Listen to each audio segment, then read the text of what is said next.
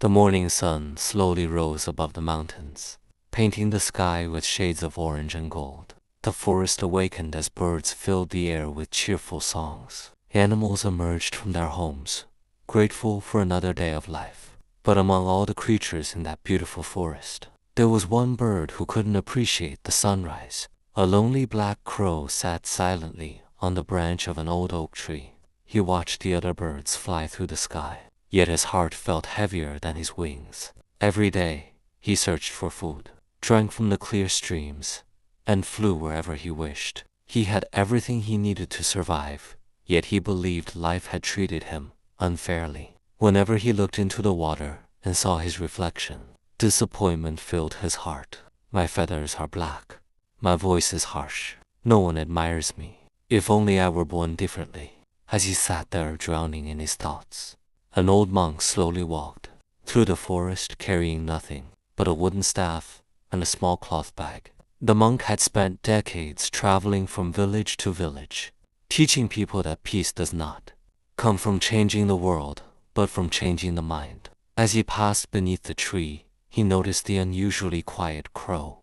"You seem troubled, little one," the monk said with a warm smile. The crow looked down. What could a human possibly understand about a bird? The monk laughed softly. Suffering speaks the same language to every living creature. The crow hesitated before finally opening his heart. "I hate being a crow." The monk remained silent. "I see beautiful birds every day. White swans, colorful parrots, magnificent peacocks. Compared to them, I am nothing." The monk nodded thoughtfully. "If you truly believe that," he replied, "then don't accept my answer. Go and ask them yourself. Ask every bird you envy whether they are truly happy. Then return and tell me what you discover." The crow was surprised. He had expected advice. Instead, he had been given a journey.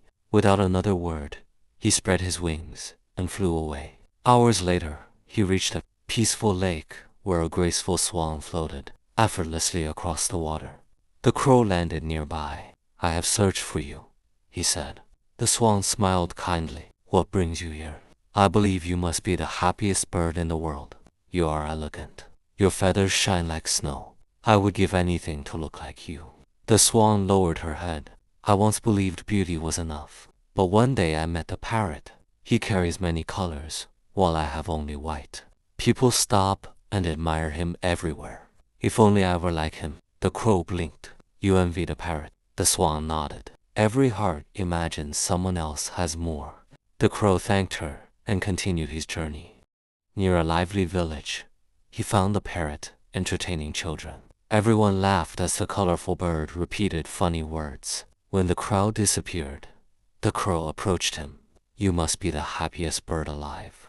The parrot sighed. "That is what everyone thinks. But have you seen the peacock? The moment he opens his feathers, the world forgets every other bird. I may have many colors, but compared to him, I feel ordinary." The crow's confusion grew deeper. "Even you are unhappy." The parrot simply smiled. "Happiness cannot be painted onto feathers." Determined to find the happiest creature alive, the crow flew for an entire day until he reached a magnificent zoo. There stood the peacock. Crowds surrounded him. People pointed. Children shouted with excitement. Cameras flashed without stopping. The crow waited patiently until the visitors had all gone home. He landed beside the peacock. "I have searched everywhere. Everyone envies you. Surely you must be the happiest bird in existence." The peacock looked toward the iron bars surrounding him. Then he quietly asked, "Can you fly?" "Of course," answered the crow. "Can you sleep in any tree you choose?" "Yes." "Can you watch the sunrise from the mountains?" "Yes." The peacock smiled sadly. "I cannot. They admire my beauty, so they imprisoned me. They feed me, they protect me, but they stole the one thing every bird treasures most, my freedom. If I could exchange my colorful feathers for your ordinary black ones, I would do it today." The crow stood speechless. For the first time in his life, someone envied him. As evening approached, the crows slowly returned to the forest. The monk was sitting beneath the same oak tree, quietly watching the sunset. "So," the monk asked, What did you learn? The crow bowed his head. I was wrong. I believed happiness belonged to whoever looked the most beautiful. But every bird wished to become someone else. The monk smiled. This is the disease of comparison. The swan compared herself to the parrot. The parrot compared himself to the peacock. The peacock compared himself to the crow. And you compared yourself to everyone. The crow asked softly, why do we do this?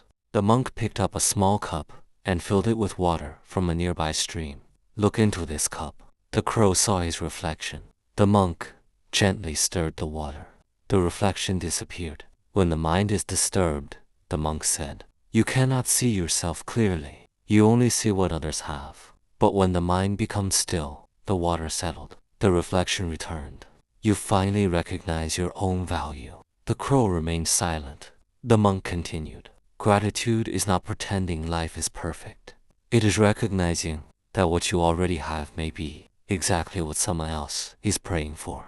That evening, the crow flew higher than he ever had before. The wind rushed beneath his wings. The forests stretched endlessly below him. For the first time, he wasn't searching for another bird to become. He was simply enjoying being himself. His feathers were still black.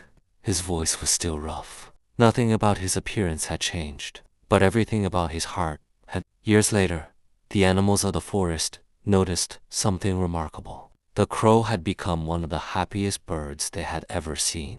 Not because he became more beautiful, but because he stopped measuring his worth against someone else's. Whenever young birds complained about their appearance or wished they were different, the crow would smile and tell them about a wise monk who taught him the greatest lesson of all. The happiest life is not the one that has the most. It is the one that is grateful for what it already has. And from that day on, every time the crow soared freely across the open sky, he remembered the peacock behind the bars and silently whispered, I was rich all along. I just didn't know it. Moral: comparison steals joy. Gratitude restores it. The moment you stop chasing someone else's life is the moment you finally begin living your own.